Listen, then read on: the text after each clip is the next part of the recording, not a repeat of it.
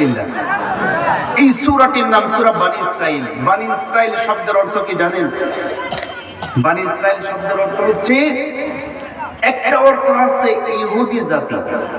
বানী ইসরাইলের একটা অর্থ কি? ইহুদি জাতি। বানী ইসরাইলের আরেকটা অর্থ হচ্ছে ইসরাইলের বংশধর। কার বংশধর? ইসরাইল। ইসরাইল কে জানেন? হ্যাঁ, ইসরাইল হচ্ছে হযরত ইয়াকুব আলাইহিস সালাম। সুবহানাল্লাহ পড়েন। ইসরাইল কে? হযরত ইয়াকুব আলাইহিস সালামের আরেকটা নাম হচ্ছে ইসরাইল। সুবহানাল্লাহ পড়েন। ইয়াকুব আলাইহিস সালামের বংশ থেকে শুরু করে, ইয়াকুব আলাইহিস সালাম থেকে শুরু করে ঈসা আলাইহিস সালাতু ওয়াস সালাম, এমনকি জনাবে মুহাম্মদ রাসূলুল্লাহ সাল্লাল্লাহু আলাইহি ওয়াসাল্লাম পর্যন্ত যত নবী রাসূলগণ এসেছেন, প্রত্যেক নবী রাসূলগণের মূল যে জায়গা সেটা হচ্ছে হযরত ইয়াকুব আলাইহিস সালাম। বনি ইসরাইলের বংশধর ওইখান থেকে শুরু। সুবহানাল্লাহ পড়েন। অর্থাৎ ইয়াকুব আলাইহিস সালামের সন্তান ছিল কয়টা জানেন আপনারা? কয়জন সন্তান ছিলেন? জি, মাশাআল্লাহ। কে বলেছেন? 12 জন সন্তান ছিল। মাশাআল্লাহ। কয়জন? 12 জন। একজনের নাম ইউসুফ, আরেকজনের নাম বিনিয়ামিন, বাকি 10 জনের নাম মনে নেই। কথা কি বুঝতে পেরেছেন? আপনারা ইউসুফ আলাইহিস সালামের ঘটনা শুনেছেন না? ইউসুফ আলাইহিস সালাম স্বপ্ন দেখলেন তার 11 জন ভাই এবং পিতামাতা তাকে সিজদা দিচ্ছে। তাহলে ইউসুফ আলাইহিস সালামের কয়টা ভাই ছিল? 11টা, আর ইউসুফ সহ 12টা। এই বনি ইসরাইলের 12 জন সন্তান, অর্থাৎ ইয়াকুবের 12 জন সন্তান। এই 12 জন সন্তান থেকে 12টি জাতি তৈরি হয়েছে, এদেরকে বলা হয় বনি ইসরাইল। সুবহানাল্লাহ।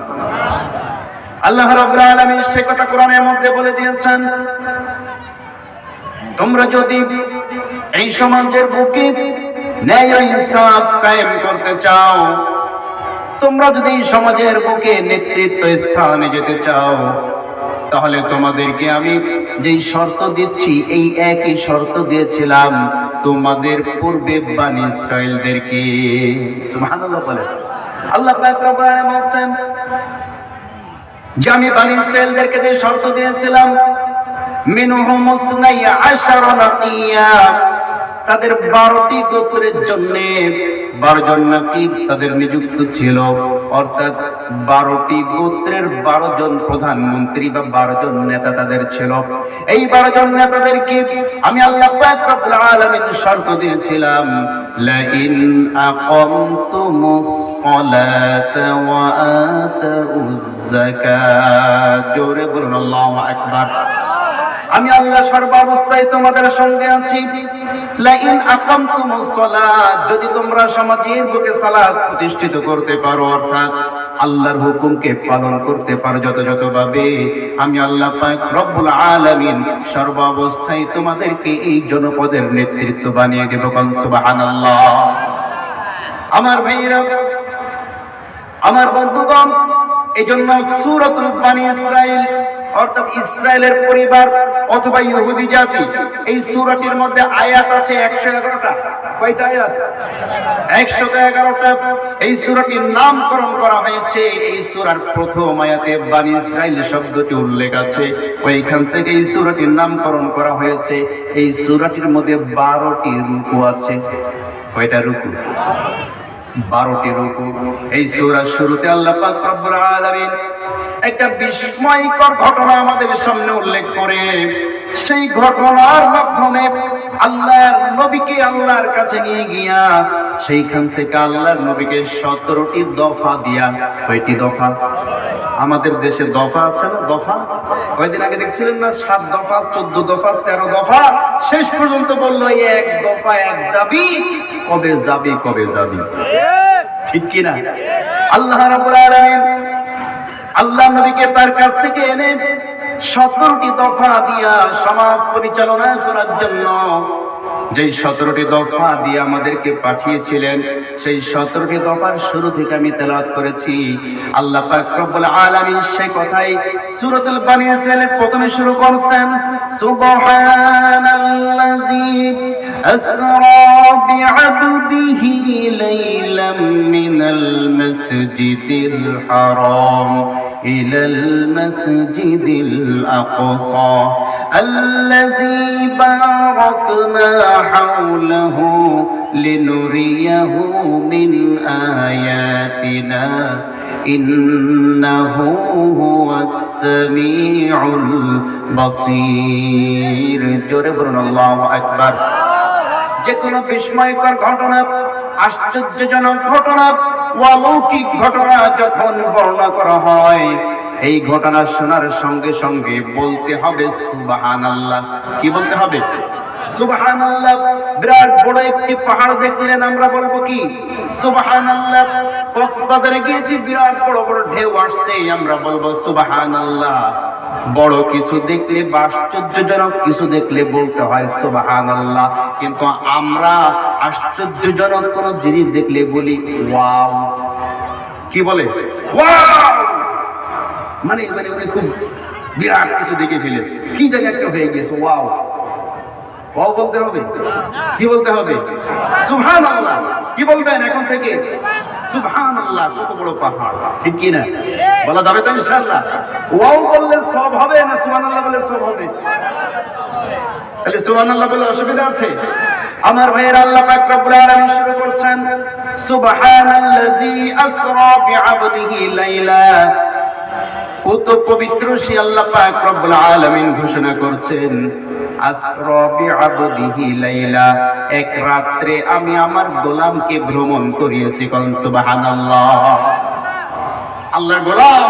কে বলেন তো আল্লাহ নবী জনাবে মুহাম্মদ রাসূলুল্লাহ সাল্লাল্লাহু আলাইহি ওয়াসাল্লামকে আল্লাহ এখানে গোলাম হিসাবে সম্বোধন করেছেন কোন সুবহানাল্লাহ আমার ভাইয়ের আল্লাহ নবী সাল্লাল্লাহু আলাইহি ওয়াসাল্লাম এক রাতে তিনি ঘুমিয়েছেন কাবার হাতিমের মধ্যে কোথায় কাবার হাতিমের মধ্যে তিনি ঘুমিয়েছেন কাবার হাতিম বুঝেন সব বিষয় বিশ্লেষণ না করে দিলে তো বুঝবেন না কাবার হাতিম কাবা ঘর দেখেছেন কারা কারা সরাসরি একটু অথচ করেন সরাসরি কাবা ঘর গিয়েছেন কারা কারা মাশাআল্লাহ অনেক মানুষ আপনিও গিয়েছেন মাশাআল্লাহ মাশাআল্লাহ কাবা ঘর যে কাবা ঘরটা এই যে চালচোনা তার সামনে গোল মতো একটা জায়গা আছে না দেখেছেন দেখেছেন না গোল মতন কাবা ঘরের সামনে একটা জায়গা ওইটাকে বলা হয় হাতিম ওইটাকে কি বলা হয় হাতিম আল্লাহ নবী ওইখানে বসেছিলেন ওইখানে ঘুমিয়েছিলেন সুবহানাল্লাহ পড়েন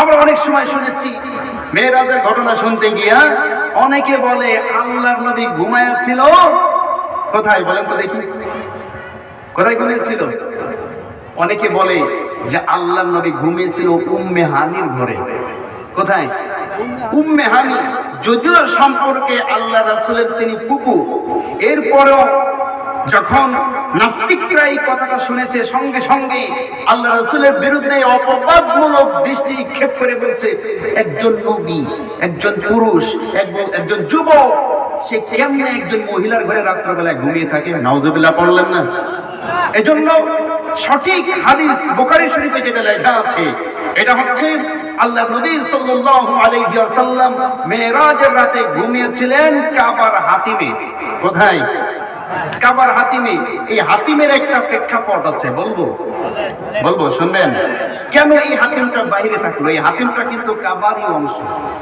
কথা কি বুঝতে পেরেছেন কাবা ঘর যখন তাওয়াফ করা হয় হাতিমকে বাদ দিয়ে তাওয়াফ করা হয় নাকি হাতিম সহকারে ওই কাবা ঘরটা হাতিমের অংশ কেন বাইরে থাকলো খুব ভালো করে বুঝতে হবে কাবার হাতিম বাইরে থাকার মূল কারণ হচ্ছে আল্লাহ নবীর দাদা আবু তালিব আল্লাহ নবীর দাদা আব্দুল মুত্তালিব তিনি যখন কাবা ঘরকে পুনর্নির্মাণ করার জন্য ওই সময়কার মক্কার সমস্ত বড় বড় লিডারদেরকে ডাক দিলেন তারা কিন্তু মুসলমান ছিল না তারা ছিল মুশরিক কি ছিল যারা বলেন মুশরিক এবং সেই সময়টা ছিল জাহেলিয়াতের যুগ কিসের যুগ জাহেলিয়াতের অন্ধকারের যুগ তারা মূর্তি পূজা করত কাবা ঘরের মধ্যেই ছিল 360টা মূর্তি এই মূর্তি পূজক যারা মূর্তি পূজা করত আল্লাহর নবীর দাদা আব্দুল মুত্তালিব তিনি সহতার নেতৃত্বে কাবা ঘর যখন পুনর্নির্মাণ করতে চেয়েছেন, সকলকে ডেকে যখন পরামর্শ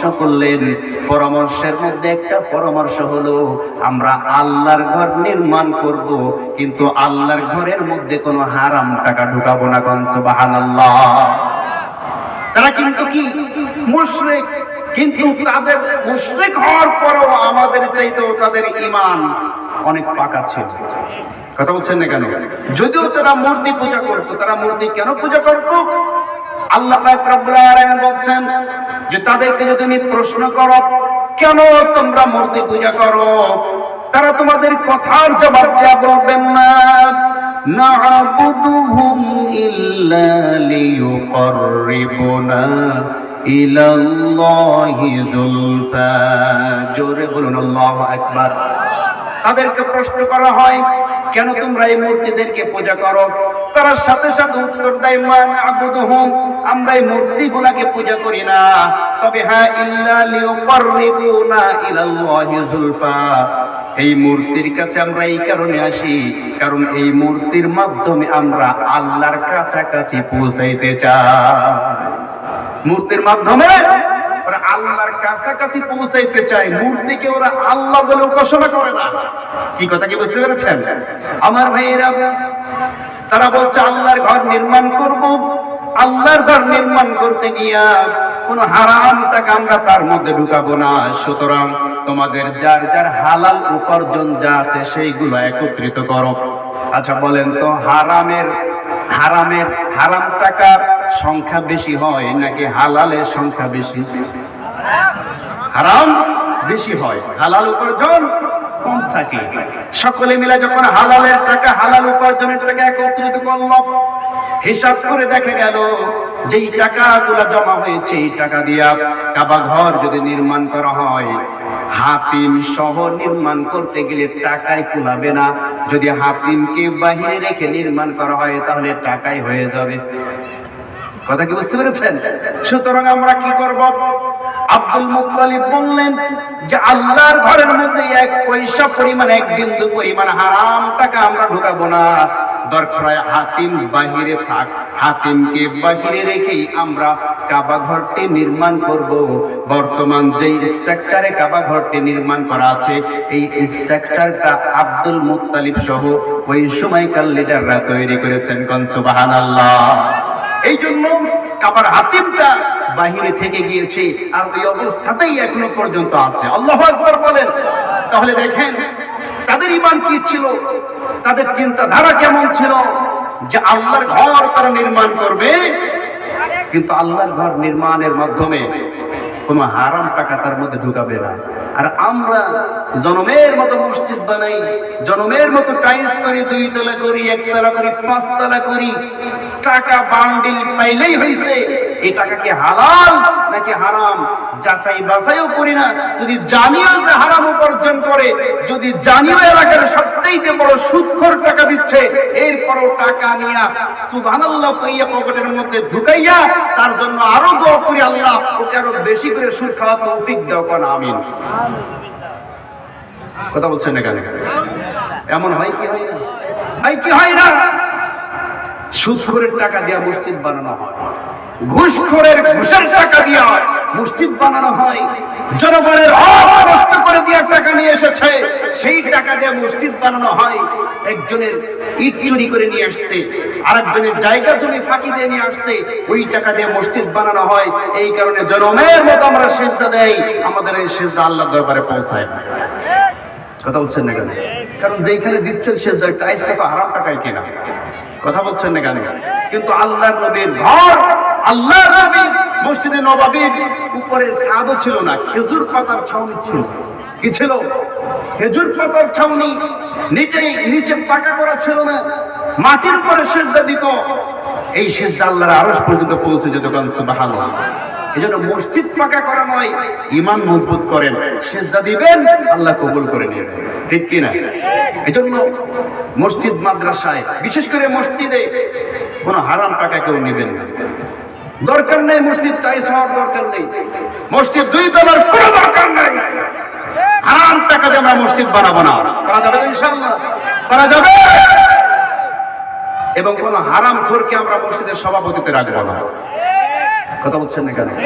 অধিকাংশ জায়গায় দেখা যায় এদিকের অবস্থা তেমন নয়, কিন্তু প্রায় জায়গায় দেখা যায় মসজিদের সভাপতি টাটকা সুদখোর। কথা বলছেন না কেন? এমন আছে না? নেই? আছে।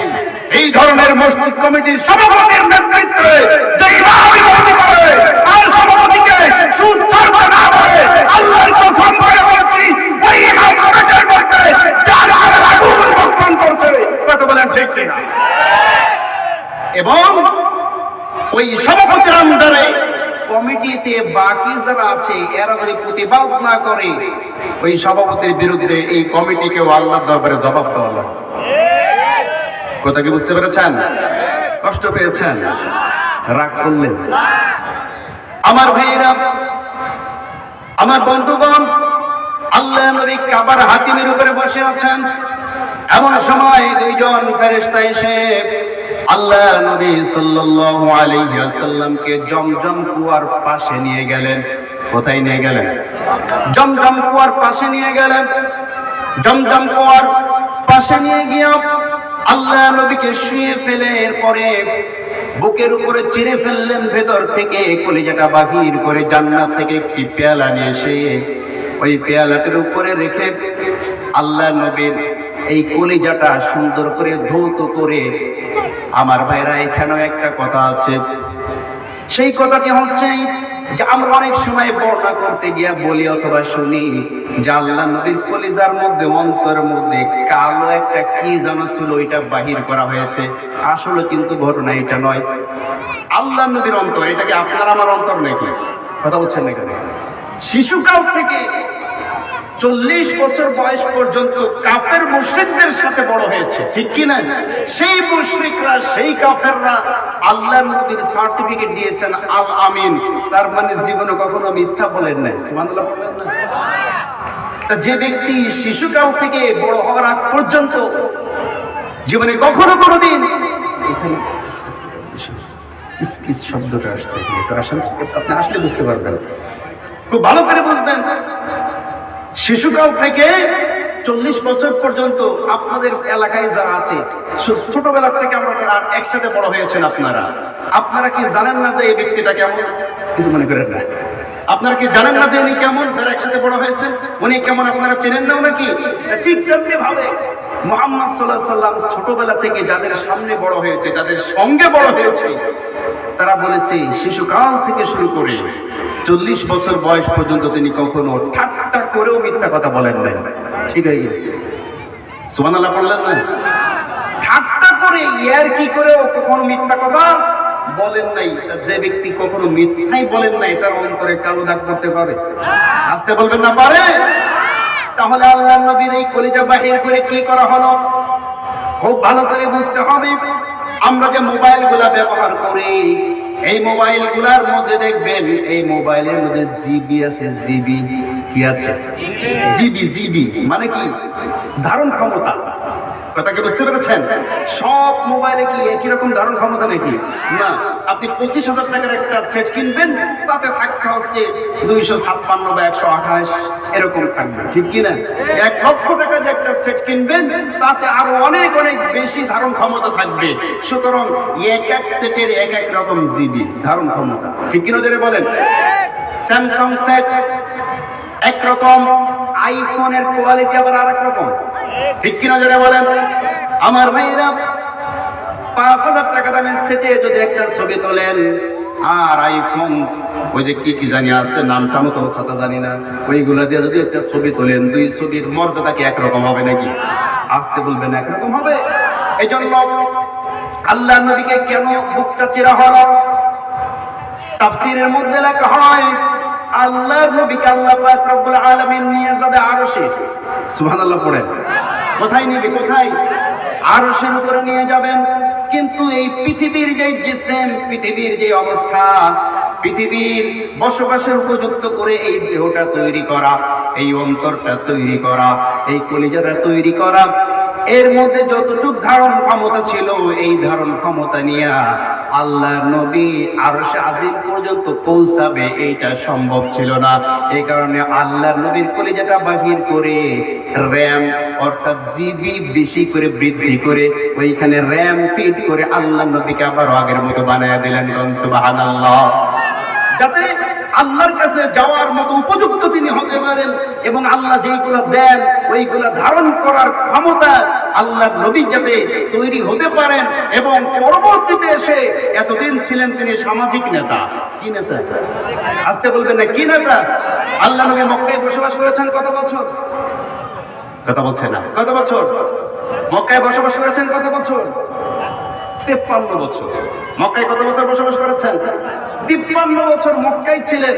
এই 53 বছর শিশুকাল থেকে শুরু করে 53টি বছর আল্লাহ নবী সাল্লাল্লাহু আলাইহি ওয়াসাল্লাম সমাজ পরিবর্তন করার জন্য প্রচেষ্টা চালিয়েছিলেন। তিনি ছিলেন সামাজিক নেতা। সুবহানাল্লাহ পড়েন।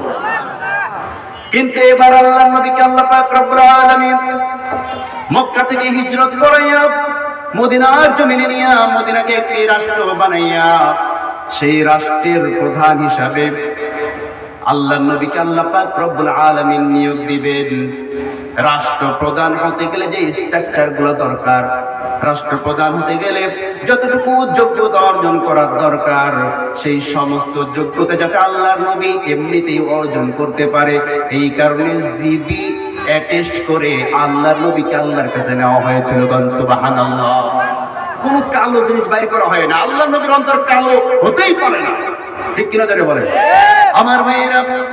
এবার আল্লাহ পাক রব্বুল আলামিন বলেন সুবহানাল্লাযী আসরা বি'আবদিহি লাইলাম মিনাল মাসজিদিল হারাম ইলাল মাসজিদিল আকসা।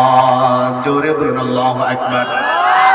আমি আমার বান্দাকে ভ্রমণ করিয়েছি মিনাল মসজিদুল হারাম, মসজিদে হারাম থেকে। কোরআনের দিকে তাকাইলেই আপনি বুঝতে পারবেন আল্লাহর নবী ছিলেন মসজিদুল হারাম অর্থাৎ কাবা ঘরের সামনে। কোথায়? কাবা ঘরের সামনে। আর ঐতিহাসিক হিস্ট্রি সে লিখেছে ছিল উম্মে হানির ঘরে। তাহলে হিস্ট্রির কথা সঠিক নাকি কোরআনের কথা সঠিক? অবশ্যই কোরআনের কথা সঠিক। কোরআনে আল্লাহ বলছেন মিনাল মসজিদুল হারাম, মসজিদে হারাম অর্থাৎ কাবা ঘরের সামনে থেকে আল্লাহর নবীকে ভ্রমণ করালেন ইলাল মসজিদিল আকসা, বাইতুল মুকদ্দাস, যেটা বর্তমান ফিলিস্তিনে অবস্থিত। সুবহানাল্লাহ। কাবা শরীফ থেকে বাইতুল মুকদ্দাস পর্যন্ত আল্লাহর নবীকে ভ্রমণ করালেন। আল্লাহ বলেন আল্লাযী বারাকনা হাওলাহু লিনুরিয়াহু মিন আয়াতিনা। আমি আমার বান্দাকে, আমি আমার নবীকে ভ্রমণ করিয়েছি আমার পক্ষ থেকে যে সমস্ত নিয়ামত পৃথিবীর বুকে ছিল, যেইখানে আমি নিয়ামতগুলো রেখে দিয়েছি। তাফসীরের মধ্যে লেখা হয় পৃথিবীর কোথায় কি কি খনিজ পদার্থ আছে, কোথায় স্বর্ণের খনি আছে, কোথায় গ্যাসের খনি আছে, কোথায় তেলের খনি আছে, কোথায় কি আছে এই পৃথিবীর তলদেশে, সব কিছু আল্লাহর নবীকে আল্লাহ পাক রব্বুল আলামিন দেখিয়েছিলেন।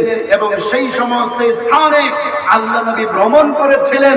এবং আল্লাহর নবী সাল্লাল্লাহু আলাইহি ওয়াসাল্লাম মৃত্যুর পূর্বে কোথায় কি আছে, পৃথিবীতে কি ঘটবে, সব কিছুর ভবিষ্যৎবাণী বর্ণনা করে গিয়েছেন। সুবহানাল্লাহ। আমার ভাইয়েরা, আমার বন্ধুগণ, এই ভ্রমণ করার পরে যখন বাইতুল মুকদ্দাসের সামনে চলে আসলেন, চলে আসার পর আল্লাহর নবী সাল্লাল্লাহু আলাইহি ওয়াসাল্লামকে হযরত জিবরিল আলাইহিস সালাম বললেন আপনি ঘরের মধ্যে প্রবেশ করেন। বাইতুল মুকদ্দাসে আল্লাহর নবী যখন প্রবেশ করলেন, প্রবেশ করার সঙ্গে সঙ্গে তিনি দেখতে পেলেন আল্লাহর নবী আদম আলাইহিস সালাম থেকে শুরু করে হযরত ঈসা আলাইহিস সালাম পর্যন্ত যত নবী রাসূল এই পৃথিবীর বুকে এসেছিল, সমস্ত নবী রাসূলগণকে আল্লাহ পাক রব্বুল আলামিন হাজির করে দিয়েছেন। সুবহানাল্লাহ। বিরাট একটি ওয়াজ মাহফিলের ব্যবস্থা হয়ে গেল। সর্বপ্রথম হযরত আদম আলাইহিস সালাম ওয়াজ করা শুরু করলেন। কে ওয়াজ করলেন? হযরত আদম আলাইহিস সালাম ওয়াজ করলেন আনা আদম, আমি তো সেই আদম যেই আদমকে আল্লাহ পাক রব্বুল আলামিন সারা বিশ্বের সমস্ত মানব জাতির পিতা হিসেবে তৈরি করেছেন। কোন সুবহানাল্লাহ। আমি তো সেই আদম, যেই আদমকে আল্লাহ পাক রব্বুল আলামিন জান্নাতের মধ্যে বসবাস করার জন্য সুযোগ করে দিয়েছেন। কোন সুবহানাল্লাহ। ইয়া আদম উসকুন আনতা ওয়া যাওজুকাল জান্নাতা ওয়া কুলা মিনহা রাগাদান হাইসু শি'তুমা। জোরে বলুন আল্লাহু আকবার। ও আদম, তুমি এবং তোমার স্ত্রী জান্নাতের মধ্যে প্রবেশ করো আর জান্নাতের সমস্ত নাজ নিয়ামত ভক্ষণ করো। আমি তো সেই আদম, যেই আদমকে আল্লাহ পাক রব্বুল আলামিন জান্নাতে বসবাস করার সুযোগ দিয়েছেন। কোন সুবহানাল্লাহ। আদম আলাইহিস সালাম নিজের প্রশংসা করলেন, আল্লাহ প্রশংসা করলেন, হামদ এবং সানা করলেন। ওয়াজ শেষ করার পরে তিনি নেমে চলে আসলেন। এরপরে উঠলেন ইব্রাহিম আলাইহিস সালাম। কে উঠলেন? আসতে বলবেন না, কে উঠলেন? আমাদের জাতির পিতা ইব্রাহিম আলাইহিস সালাম। তিনি উঠে বলছেন, আনা ইব্রাহিম খলিলুল্লাহ। আমি তো সেই ইব্রাহিম, যে ইব্রাহিমকে আল্লাহ পাক রব্বুল আলামিন তার বন্ধু রূপে গ্রহণ করে নিয়েছিলেন।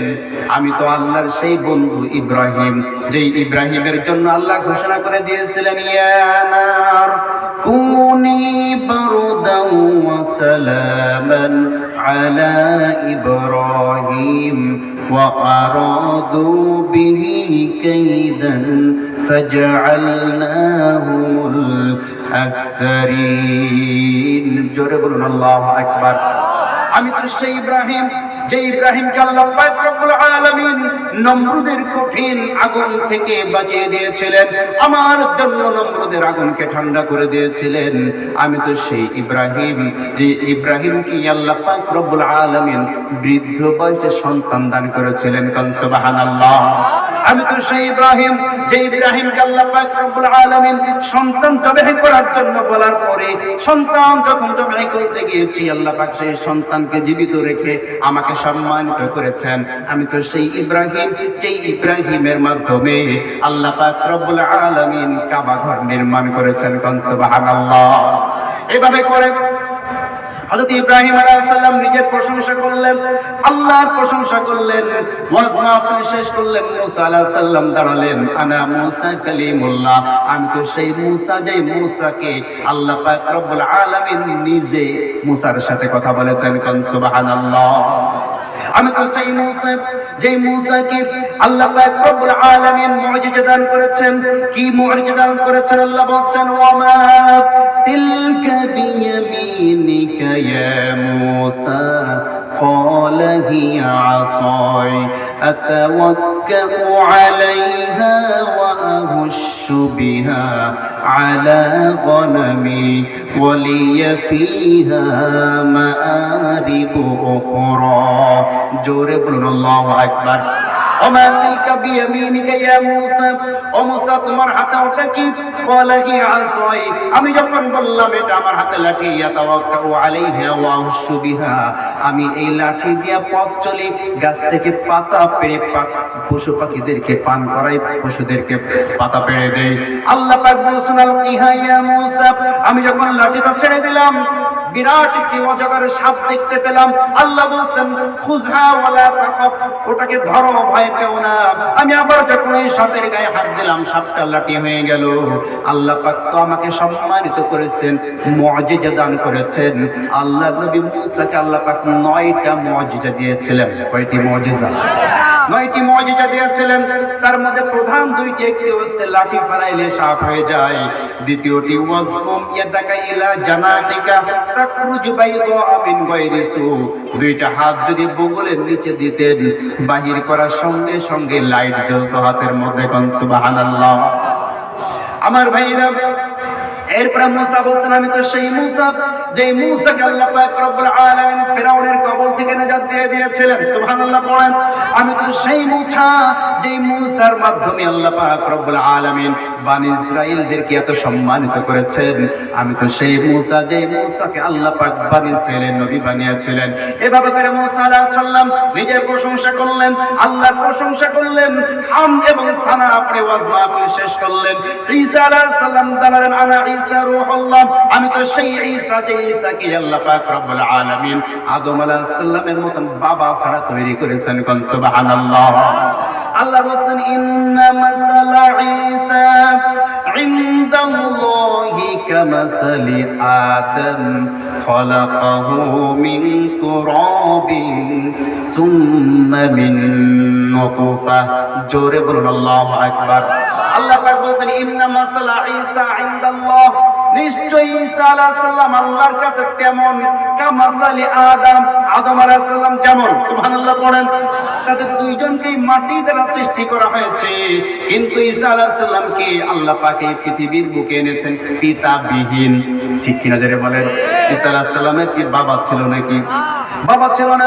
তিনি বলছেন আমি সেই ঈসা, যে ঈসাকে আল্লাহ বলেছেন ঈসা রূহুল্লাহ, ঈসা হচ্ছে আমার পক্ষ থেকে ফুঁক দেওয়া রূহ। সুবহানাল্লাহ পড়েন। যে ঈসাকে আল্লাহ পাক রব্বুল আলামিন সম্মানিত করেছেন, আমি সেই ঈসা, যে ঈসার হুকুমে মৃত মানুষ জীবিত হয়ে যেত। কোন সুবহানাল্লাহ। আমি তো সেই ঈসা, যে ঈসা মানুষ কি খেয়েছে, কার বাড়ি কি রান্না বাড়া করা হয়েছে, তার চেহারা দেখলেই বলে দিতে পারতাম। কোন সুবহানাল্লাহ। আমি তো সেই ঈসা, যে ঈসার সামনে জন্ম অন্ধ আসলে চোখের উপরে হাতটা বুলালে অন্ধত্ব ভালো হয়ে যেত। আমি তো সেই ঈসা, যে ঈসার সামনে জন্ম থেকে কুষ্ঠ রোগীও যদি আসতো, তার গায়ে যদি আমি হাত বুলিয়ে দিতাম, আল্লাহ পাক রব্বুল আলামিন তাকে ভালো করে দিতেন। আমি তো সেই ঈসা, যে ঈসাকে আল্লাহ পাক রব্বুল আলামিন খ্রিস্টানদের হাত থেকে বাঁচাইয়া আসমানের উপরে তুলে নিয়েছিলেন। কোন সুবহানাল্লাহ। ঈসা আলাইহিস সালাম আল্লাহর সানা এবং হাম প্রকাশ করে নিজের প্রশংসা করার পরে তার ওয়াজ মাহফিল শেষ করলেন। এভাবে বলতে বলতে রাত পার হয়ে যাবে। সমস্ত নবী রাসূলগণ আল্লাহ পাক রব্বুল আলামিনের সমস্ত নবী রাসূলগণ ওয়াজ শেষ করলেন। সর্বশেষ উঠলেন প্রধান বক্তা। সর্বশেষ কে উঠলেন? প্রধান বক্তা কে?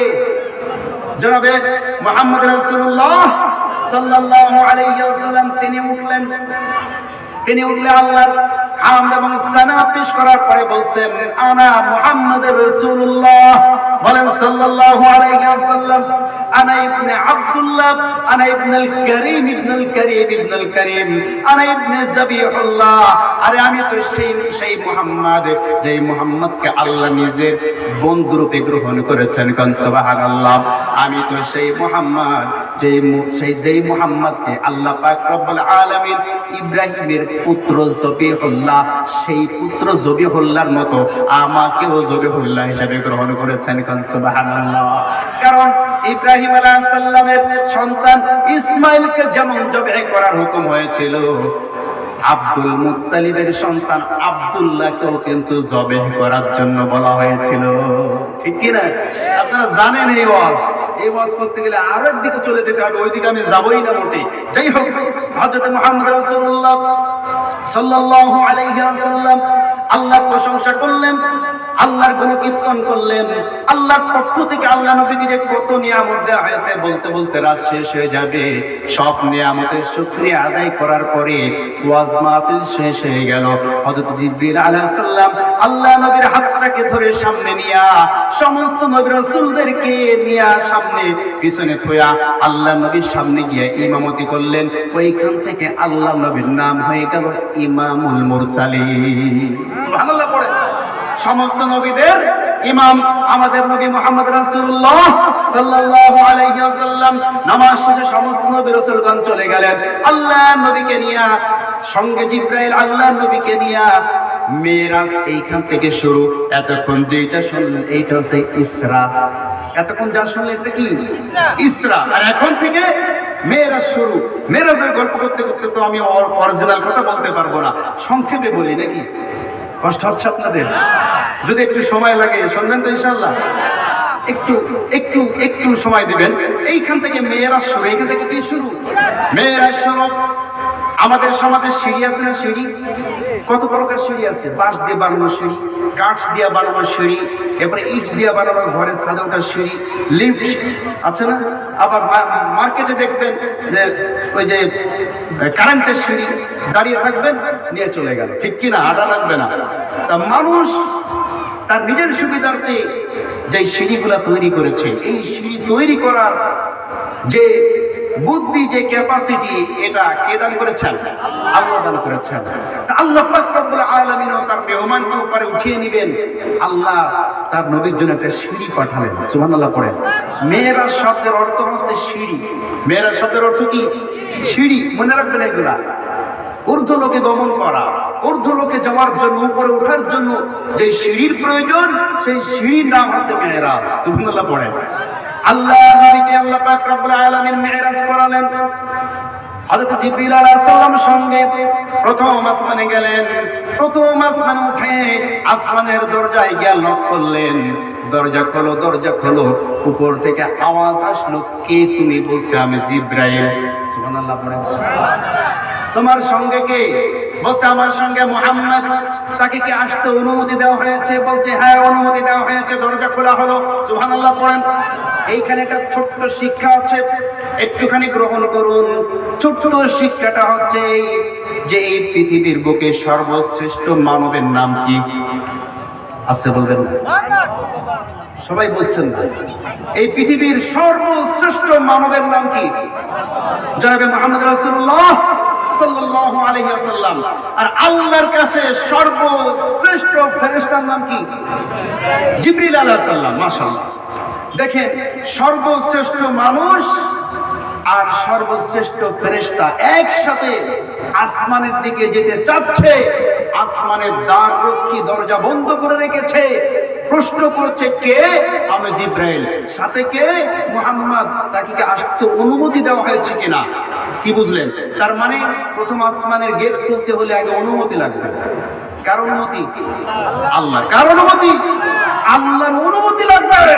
আল্লাহর অনুমতি ছাড়া এই পৃথিবীর সর্বশ্রেষ্ঠ মানুষও আসমানে উঠতে পারে না। এই আসমান এবং জমিনের সর্বশ্রেষ্ঠ ফেরেশতা পর্যন্ত আসমানের উপরে উঠতে পারে না। আর আমাদের সমাজে কিছু মানুষকে বোকা বানানোর জন্য গল্প শোনাই। রাবেয়া বসরি আর হাসান বসরি দুইজন মিলে পলাপলি খেলতেছে। পলাপলি খেলতে গিয়া হাসান বসরি রাবেয়া বসরিকে খুঁজে পাই না। খুঁজতে খুঁজতে কোথাও পাই নাই। না পাওয়ার পরে এবার বলছে, তুমি কোথায় ছিলে গো? বলছে, আমি তো আল্লাহর আরশের নিচে পলাইছিলাম। নাউজুবিল্লাহ। অনেক বড় বড়, কি বলবো, অনেকেই এই আলোচনাগুলো করে। যদি জিবরিলকে নক করতে হয়, অনুমতি নিতে হয়, মুহাম্মদ রাসূলুল্লাহর চাইতে কি শ্রেষ্ঠ কোন ওলি পৃথিবীতে আর আছে? নাউজুবিল্লাহ। আছে নাকি? এটা বিশ্বাস যদি করে তার ঈমান থাকবে না। ঠিক কি যারা বলেন? আবার তারাই কিন্তু দেখবেন মিলাদ শরীফ পড়ে। আপনারা দিকে পড়ে কিনা আমি জানি না, আমি শুনেছি মিলাদ শরীফের মধ্যে তারা আবার এই শের বলে। কি শের জানেন? বলে, জিবরাইল ডাকে বারে বার, খুলে দাও আসমানের দ্বার, এসেছেন নবীদের সরদার, করিতে মাওলার দিদার। কয়েবারিয়া নবী। এখন পড়েন। যেই হুজুর একটু আগে বয়ান করলো যে রাবেয়া বসরি আর হাসান বসরি পলাপলি খেলতে গিয়ে আল্লাহর আরশের নিচে লুকিয়েছে, সেই হুজুরই আবার এই যে কিয়াম পড়তেছে, জিবরাইল ডাকে বারে বার, খুলে দাও আসমানের দ্বার। তাহলে বুঝেন তো ও বললোটা কি আর এখন করতেছে কি? কথা বলছেন না? সাধারণ সেন্স দিয়ে চিন্তা করলেও তো এই ধরনের কথা মানুষ বিশ্বাস করতে পারে না। ঠিক কিনা? এটা একটা ঈমানের বিষয়, এটা বিশ্বাসের জিনিস। এই কারণে একটু ভেঙে দিলাম। এরপর যদি বুঝে না আসে, হক্কের ওলামায়ে কেরামের কাছ থেকে বুঝে নেবেন যে আসলে কি আসমানে উঠতে গেলে অনুমতি লাগে কিনা। জিবরিলের অনুমতি লাগলে তোমার পীরের অনুমতি লাগবে না।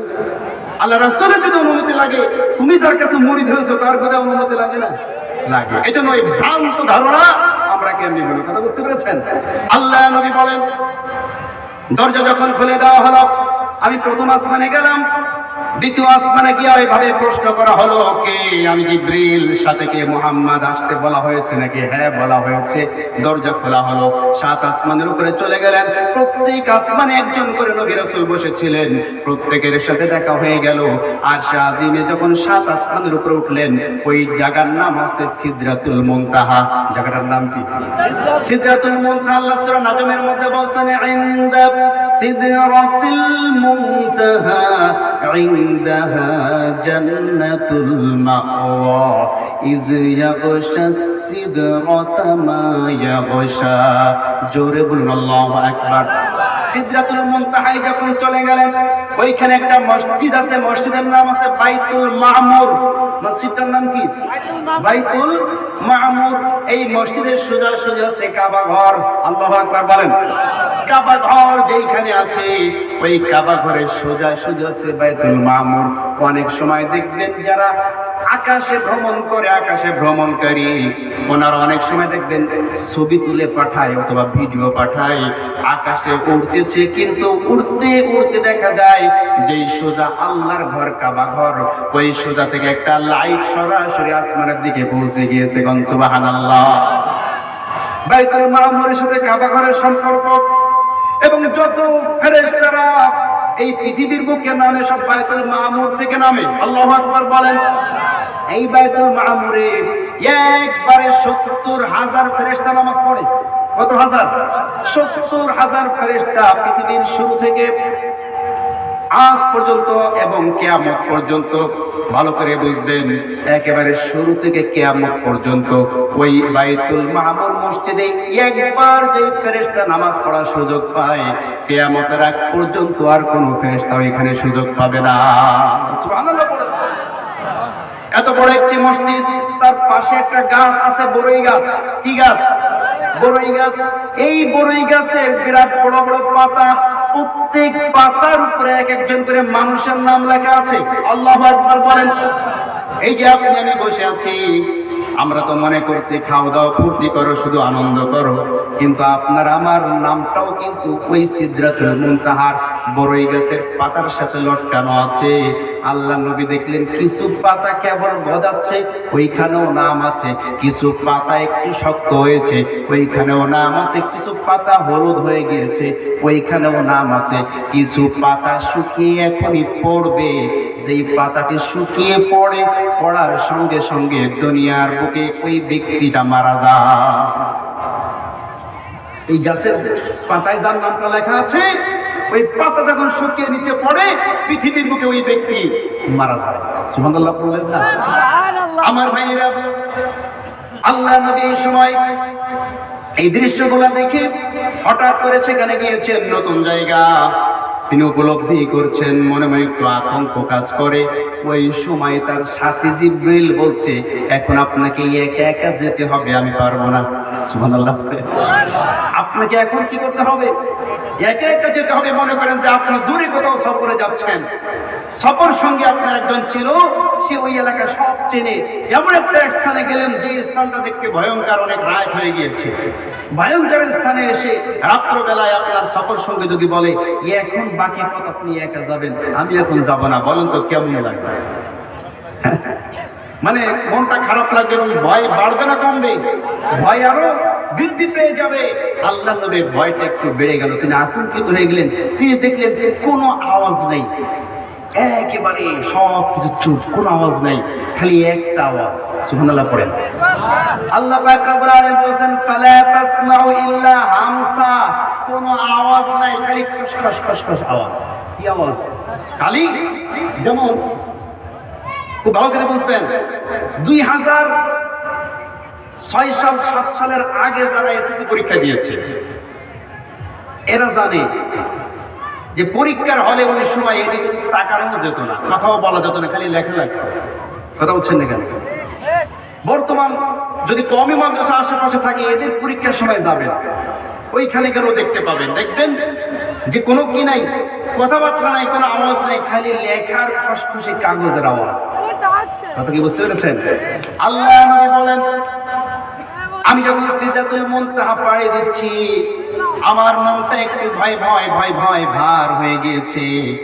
আমি কোনো মানুষকে পাই না, কোনো আওয়াজ নাই, খালি ফেরেশতারা কাগজে খসখস করে লিখছে, এই লেখার আওয়াজ ছাড়া অন্য কোনো আওয়াজ নেই। সুবহানাল্লাহ।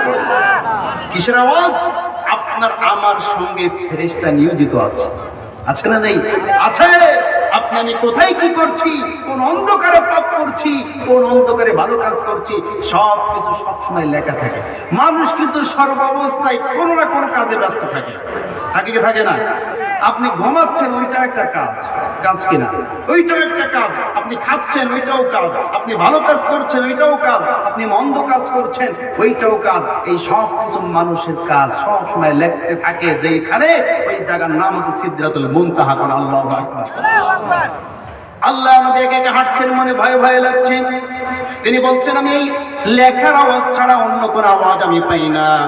হঠাৎ করে আমার কানের মধ্যে একটা আওয়াজ ভেসে আসলো, যে আওয়াজটা হচ্ছে একজন ব্যক্তির জুতার আওয়াজ। সুবহানাল্লাহ বলেন। একজন ব্যক্তির জুতার আওয়াজ। আমি এই জুতার আওয়াজটাকে লক্ষ্য করে দেখতে পেলাম ওটা কার আওয়াজ আসে। আমি নবী একা একা যখন একাকী হয়ে গিয়েছি, সামনে দেখি আর কারোর আওয়াজ নয়, আমার মসজিদের ইমাম, আমার সাহাবা হযরত বেলালের আওয়াজ। সুবহানাল্লাহ বলে। কার আওয়াজ? হযরত বেলালের আওয়াজ। আমি বেলালকে এসে প্রশ্ন করলাম, বেলাল কি এমন আমল তুমি করো যে তুমি রয়েছো এই পৃথিবীতে, কিন্তু তোমার আত্মাটা চলে গিয়েছে আরশে আজিমে। সুবহানাল্লাহ পড়েন। সিদরাতুল মুনতাহায় জান্নাতুল মাওয়ার মধ্যে আমি তোমার পায়ের আওয়াজ পেয়েছি। কি এমন আমল, কি এমন ইবাদত তুমি করো? হযরত বেলাল দু চোখের পানি ছেড়ে দেয়া বলছেন, ইয়া রাসূলুল্লাহি, ইয়া হাবিবাল্লাহি, তেমন কোন আমল আমি করতে পারি না। আমি তো গরিব মানুষ, তেমন কোনো দান সৎকারও করতে পারি না। তবে হ্যাঁ, আমি যখন ওযু ছুটে যাই, ওযু ছুটার সঙ্গে সঙ্গে ওযু করি এবং সাথে সাথে ওযুর জন্য 2 রাকাত সালাত আদায় করি। কোন সুবহানাল্লাহ। আল্লাহ নবী বলেন এই ছোট্ট আমলটি তোমাকে এত মর্যাদাশীল করে দিয়েছে যে আল্লাহ পাক রব্বুল আলামিনের সিদরাতুল মুনতাহা জান্নাতুল মাওয়ার মধ্যে তুমি রয়েছো দুনিয়ায়, তোমার আত্মাটা আল্লাহ ওইখানে কবুল করে নিয়েছে। কোন সুবহানাল্লাহ। আমার ভাইয়েরা, আল্লাহ নবী চলে গেলেন আল্লাহর সামনে গিয়া। আমরা নামাজে যেমন আত্তাহিয়াতের মতো বসি, আল্লাহ নবী আত্তাহিয়াতের মতো বসলেন। কিসের মতো বসলেন? আত্তাহিয়াতের মতো বসে। কোন ব্যক্তি যদি কারো বাড়িতে বেড়াইতে যায়, বেড়াইতে গেলে আমাদের সমাজের যে নিয়ম, কিছু হাদিয়া তোফা সাথে নিয়ে যায়, যায় কি যায় না? আল্লাহর নবীও আল্লাহর জন্য ওইখানে বসে বলছেন, আল্লাহ আত্তাহিয়াতু লিল্লাহি ওয়াস সালাওয়াতু ওয়াত তাইয়্যিবাত। সুবহানাল্লাহ পড়েন। আমি আপনার জন্য হাদিয়া নিয়ে এসেছি। আল্লাহ পাক তো আমাদের মতো নন, তিনি কারোর মতোই নন। লাইসা কামিসলিহি শাইইন।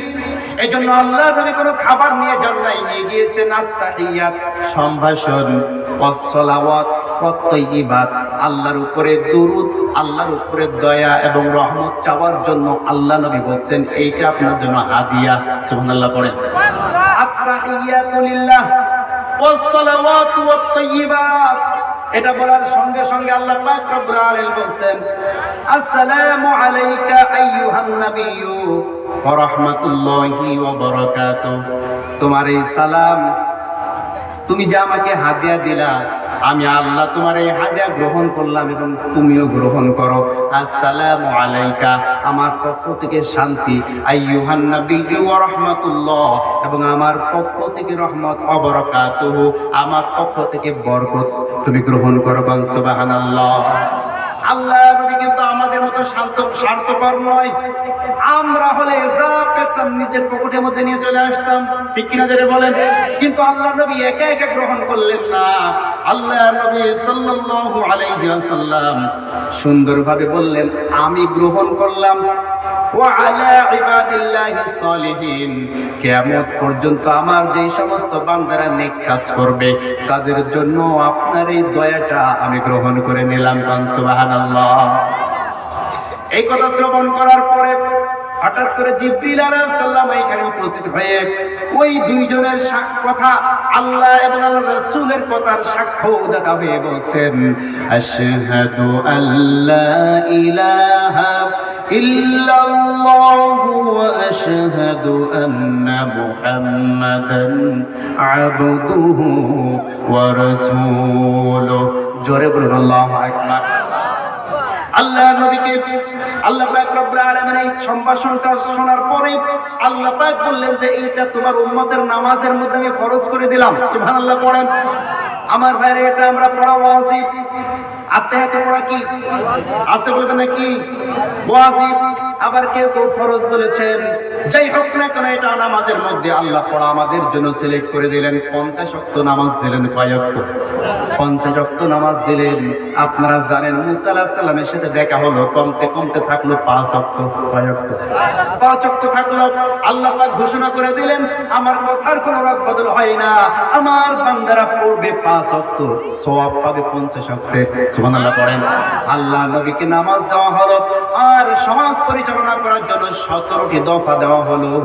আল্লাহ নবী সাল্লাল্লাহু আলাইহি ওয়াসাল্লাম নামাজ এবং এই 17টি দফা নিয়ে আল্লাহর বান্দাদেরকে মদিনায় গিয়া আল্লাহর বান্দাদেরকে কেমনে রাষ্ট্র চালাবেন, সমাজ পরিচালনা করবেন, সবকিছু জানিয়ে দিলেন। কোন সুবহানাল্লাহ। আল্লাহ পাক বলেন, তোমাকে আমি দফা দিয়েছি, শোনো। ওয়াকাযা রাব্বুকা আল্লা তা'বুদু ইল্লা ইয়াহু ওয়া বিল ওয়ালিদাইনি ইহসানা ইম্মা ইয়াবলুগান্না ইনদাকাল কিবারা আহাদুহুমা আও কিলাহুমা فلا تقل لهما أف ولا تنهرهما وقل لهما قولا كريما জোরে বলুন আল্লাহু আকবার।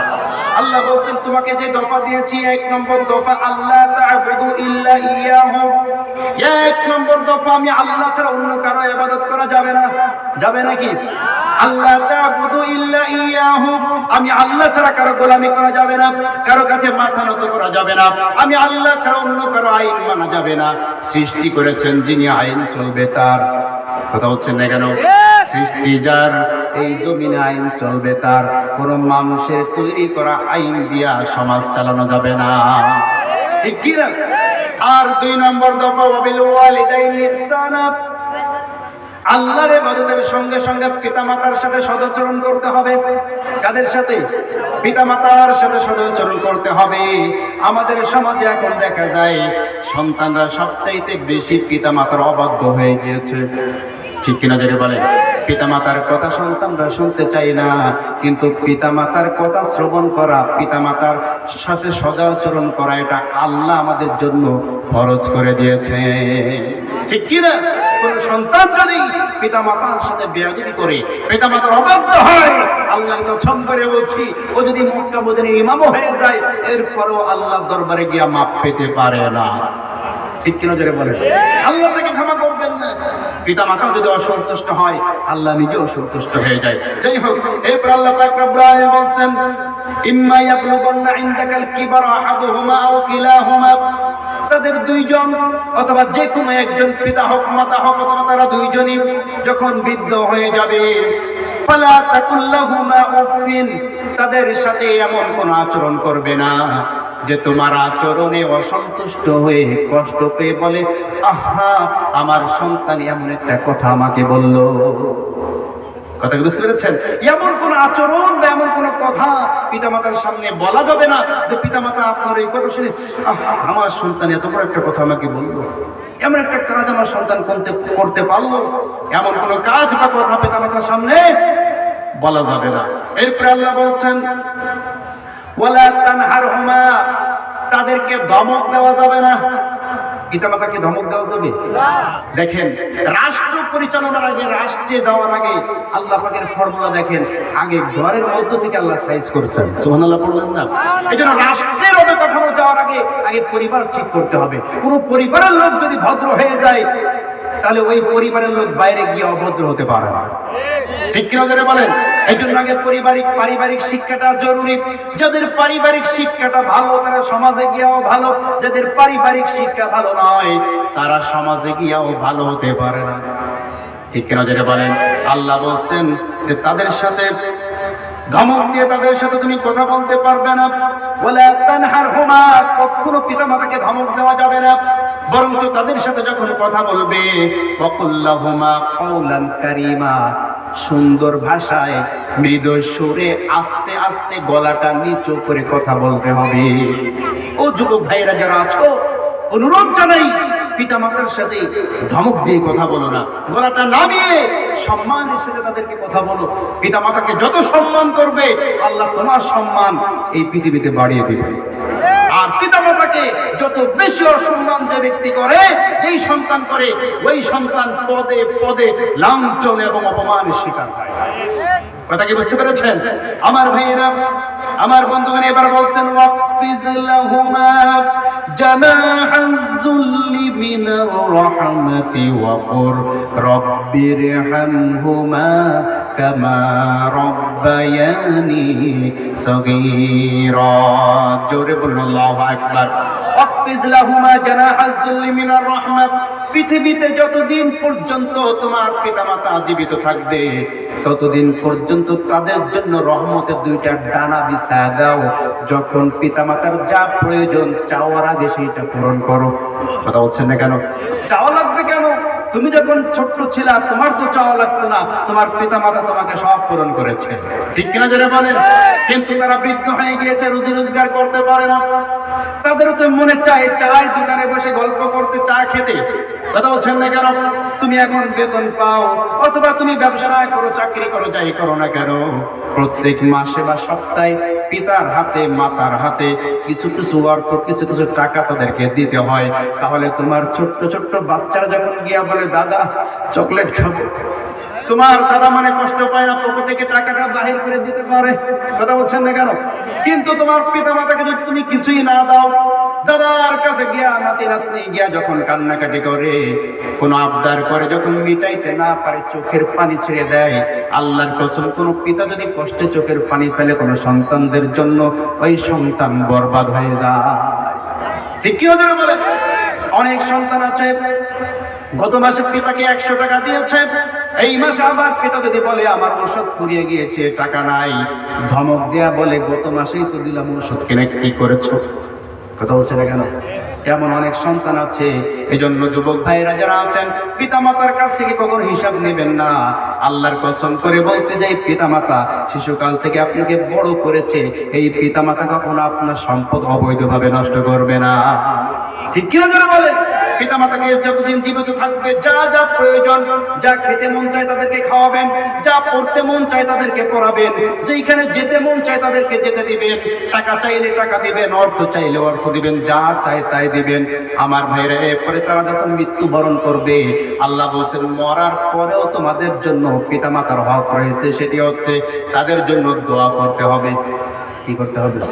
মরার পরে তাদের জন্য দোয়া করতে হবে।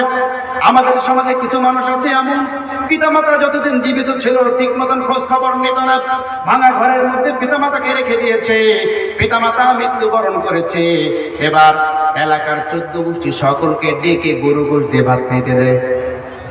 কথা বলছেন না কেন? পিতা মাতাকে ঠিক মতন খাইতে দেয় নাই, পিতা মারা গিয়েছে এলাকাবাসীকে দাওয়াত করে খাওয়ায়। এবং কপাল পড়া সন্তান আছে না নাই? আসতে বলবেন না, আছে না নাই? তুমি এই টাকাটা এখন কেন খরচ করছো? পিতা মাতার জন্য কেন খরচ করো নাই? আমার ভাইয়েরা, পিতা মাতা জীবিত থাকতে তাদেরকে জীবনে কখনো ফল কিনে দেয় নাই। পিতামাতা মৃত্যু শয্যায় শায়িত, খেতে পারে না, গলা দিয়ে পানি পর্যন্ত ঢোকে না, এই সময় ফল ফলাদি জনমের কিনা কেনে 5 কেজি 7 কেজি ফল ফলাদি কিনা, এবার জনমের খাওয়া খাওয়াইতে যায়, কিন্তু খাইতে তো পারে না। কথা বলছেন না কেন? পিতামাতা যখন খেতে পারে তখন খাওয়াও, বরকত দান করবেন কে? আসতে বলবেন না কে? আর পিতামাতা যখন মৃত্যুবরণ করবে, সন্তানরা পিতামাতার জন্য দোয়া করবে। সবাই পড়েন রব্বিরহামহুমা কামা রব্বায়ানি সাগীরা। রব্বুল আলামিন শিশুকালে পিতামাতা যেমনি ভাবে আমাদেরকে স্নেহের কোলে লালন পালন করেছিলেন, সেই পিতামাতা যাদের মারা গিয়েছে, আল্লাহ তুমি ওই পিতামাতাকে তোমার রহমতের কোলে লালন পালন করে নাও। সুবহানাল্লাহ। আমার ভাইয়েরা, আমার বন্ধুগণ, দফা হলো কয়টা বলেন তো? হ্যাঁ, কয়টা মনে নেই? এখানে এর মধ্যে অরিজিনাল যে দফা দিয়েছে সেটা আছে 2টা। কয়টা? প্রধান যে দফা সেটা আছে 2টা। ভেতরে পারিবারিক ভাবে ঢুকলে আরো কয়েকটা দফা আছে, যেমন তাদের সাথে কথা বলতে হবে উত্তম ভাষায়। আরেকটা হচ্ছে ধমক দেওয়া যাবে না, প্রয়োজন যা সেটা মেটাইতে হবে। কথা কি বুঝতে পেরেছেন? মারা যাওয়ার পরে তাদের জন্য কি করতে হবে? দোয়া করতে হবে, এইগুলো দফার আওতাভুক্ত পড়ে। এরপর আল্লাহ পাক রব্বুল আলামিন বলেন, রব্বুকুম আ'লামু বিমা ফি নুফুসিকুম, আমি আল্লাহ কিন্তু তোমার অন্তরের খবর জানি। অন্তরের খবর কে জানে? আছে বলবেন না, কে জানেন? পিতামাতাকে কখনো ঠিক মতন আদর যত্ন করে না, কিন্তু বাড়িতে যখন মেহমান আসে সাদা একটা লুঙ্গি আর সাদা একটা পাঞ্জাবি পরাইয়া চেয়ারে বসিয়ে রাখে, বলে কোনো কথা কবার চুপ করে বসে থাকো। কথা বলছেন না কেন? মানে মানুষকে দেখায় যে আমরা পিতামাতাকে কত আদর যত্ন করি, অথচ অরিজিনাল ভাবে কিন্তু পিতামাতার যত্ন করে না। আল্লাহ বলছেন, রব্বুকুম আ'লামু বিমা ফি নুফুসিকুম, আমি জানি তোমার অন্তরের খবর, ঠিক কি না? আবার অনেক সন্তানরা আছে পিতামাতার খেদমত করে এই উদ্দেশ্যে যে ওই ভাইরা তো পিতামাতার খেদমত করে না, আমি যদি এখন কোনো মতে বাবার একটু বেশি সেবা যত্ন করতে পারি, ওই জায়গার ওই জমিটা লিখে নিতে পারবো। কথা বলছেন না কেন? ভাইদেরকে ঠকানোর উদ্দেশ্য অনেক সন্তান আছে পিতামাতাকে খেদমত করে। কথা বলছেন না কেন? আল্লাহ বলছেন, রব্বুকুম আ'লামু বিমা ফি নুফুসিকুম, তোমার অন্তরে কি আছে আমি আল্লাহ কিন্তু জানি। তুমি কি একনিষ্ঠভাবে বিনা স্বার্থে পিতামাতাকে খেদমত করছো, নাকি জমি লেখাও নেওয়ার লোভে, ওই তোমার বাবার ব্যাংকে কিছু টাকা আছে ওই টাকাটা নিজের নামে নেওয়ার লোভে তুমি খেদমত করছো? এইটা কিন্তু আমি আল্লাহ জানি, ঠিক কিনা ধরে বলেন?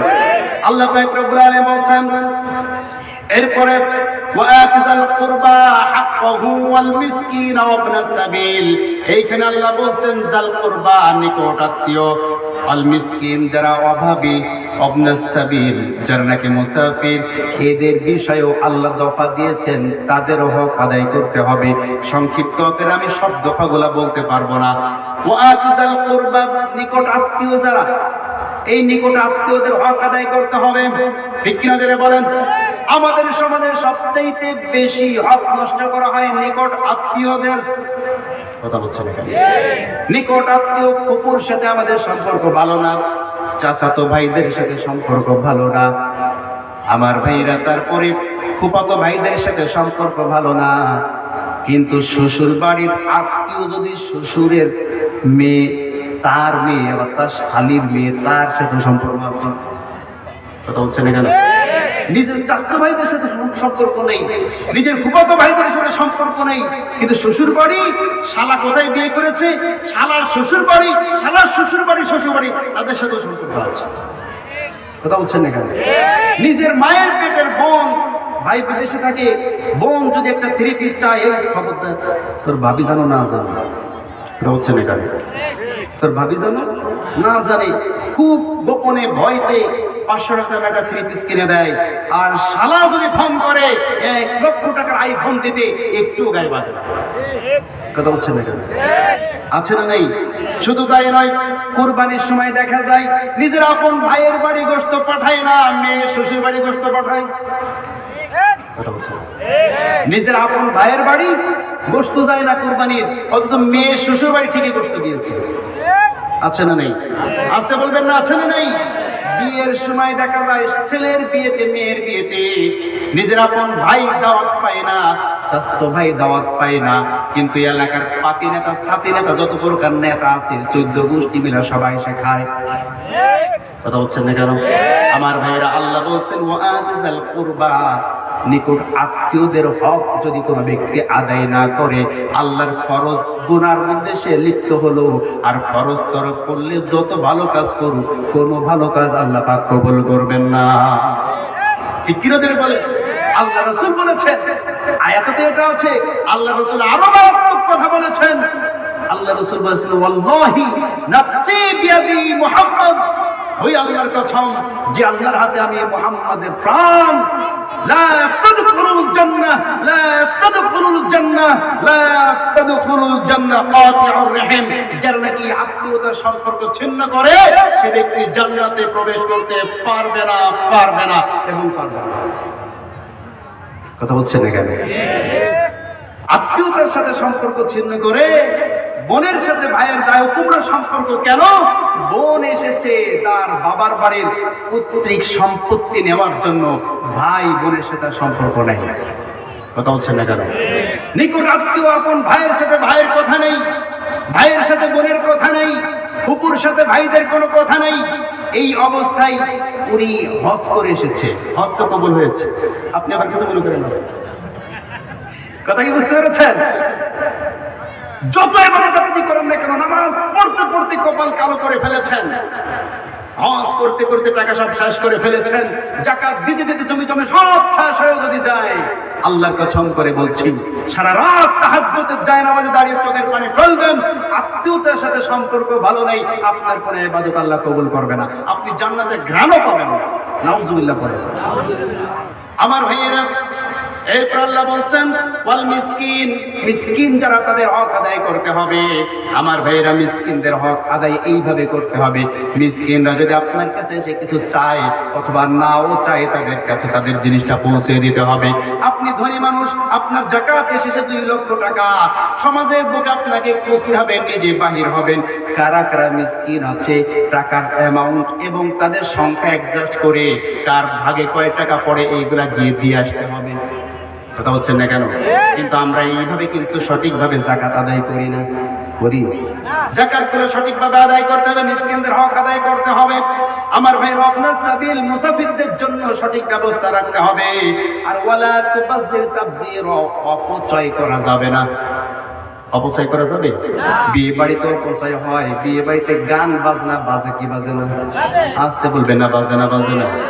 আমি অনুরোধ জানাবো এই সমাজে যারা আছেন, যুবক ভাইয়েরা যারা আছেন এবং ভাইয়ের বোনের ভাইয়েরা যারা আছেন, মেয়ের বাবারা যারা আছেন, ছেলের বাবারা যারা আছেন, এখন থেকে নিয়ত করেন কোনো বিবাহ শাদীতে গান বাজনা বাজাবেন না।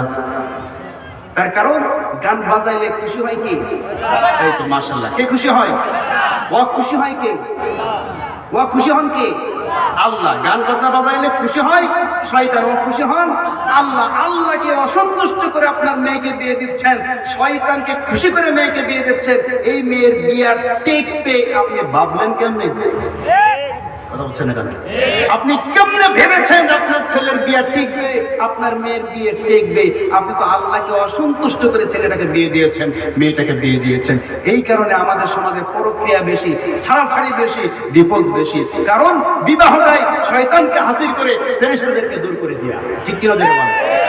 যেই বিবাহ শাদীতে গান বাজনা বাজে, দোল তবলা বাজে, ডেক সেট বাজে, নাচানাচি হয়, ওই সমস্ত বিবাহ থেকে আল্লাহর রহমত দূরে সরে যায়, শয়তান ওই বিবাহের মধ্যে হাজির হয়, ওই বিবাহের মধ্যে কোনো বরকত থাকে না, বিবাহ শাদী ধ্বংস হয়ে যায়, মানুষের মধ্যে মনোমালিন্য সৃষ্টি হয়ে যায়, স্বামী স্ত্রীর মধ্যে প্রেম ভালোবাসা থাকে না। কথা কি বুঝতে পেরেছেন? এই জন্য ওয়ালা তুবাজ্জির তাবযীরা, এই অপচয়, এগুলো অপচয়, এগুলো করবেন না। এই যে অতিরিক্ত যে টাকাটা আপনি ব্যয় করলেন, দেখছেন 2 রাত 3 রাত ধরে বাজালেন, এক তো অপচয়, দ্বিতীয়ত আপনার এই গানের আওয়াজে, আপনার বাদ্য যন্ত্রের আওয়াজে পাশের বাড়ির মানুষটা ঘুমাইতে পারবে না। কথা বলছেন না কেন? সে তো আল্লাহ দরবারে বলবে, আল্লাহ ও কি সুন্দর গান বাজিয়েছে গো, আমার ঘুমাইতে দেয় না, খুব ভালো কাজ করেছে, আল্লাহ তুমি তাকে জান্নাত দাও। এই দোয়া করে তো নাকি? কথা বলছেন না কেন? এই জন্য যাই হোক, আমি কয়েকটি দফা আপনাদের সামনে বললাম, আমি আর সামনে বাড়তে পারছি না, আর অনেক কথা বাকি ছিল। তো যতটুকু বলেছি বলে আলহামদুলিল্লাহ। আল্লাহ পাক আমাদের সকলকে, আমাকে সহ আপনাদের সকলকে আমল করার জন্য তৌফিক দান করুন, আমিন। যতক্ষণ কথা বলেছি, আমার কথার মধ্যে যদি কোনো ভুল ত্রুটি হয়ে থাকে, দয়া করে মেহেরবানি করে ইউটিউবে আমার নাম্বার আছে, ওই নাম্বারে আমাকে ফোন দিয়ে আমার ভুলগুলোকে ধরিয়ে দিবেন। আর যদি সঠিক কোনো কথা বলে থাকি, কথা তো আল্লাহর কথাই বলেছি নাকি? নিজের বানানো কোনো কথা বলেছি? এই কথাগুলো আমল করা যাবে তো ইনশাআল্লাহ? যাবে তো ইনশাআল্লাহ? 2 হাত তোলেন আল্লাহর কাছে, বলেন ইয়া আল্লাহ, আমাদেরকে তৌফিক দাও, আমরা যাতে দুনিয়ার বুকে তোমার সমস্ত হুকুম পালন করতে পারি। সকলে বলেন আমিন। আল্লাহ পাক রব্বুল আলামিন আমাদের সকলকে দ্বীনের জন্য কবুল করুন, আমরা সকলে বলে আমিন। আখির দাওয়ানা আনিল হামদুলিল্লাহ।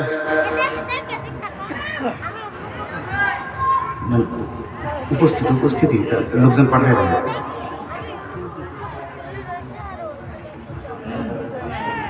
আচ্ছা, আপনার উপস্থিতি, হ্যাঁ, মাহফিলের জন্য যদি স্বেচ্ছায় কেউ 500, 1000, 2000 যদি কেউ দিতে চান তাহলে একটু দিতে পারেন স্বেচ্ছায়। যারা 1000, 2000 মাহফিলের জন্য স্বেচ্ছায় দিতে চান, আপনারা এখানে নিয়ে আসেন।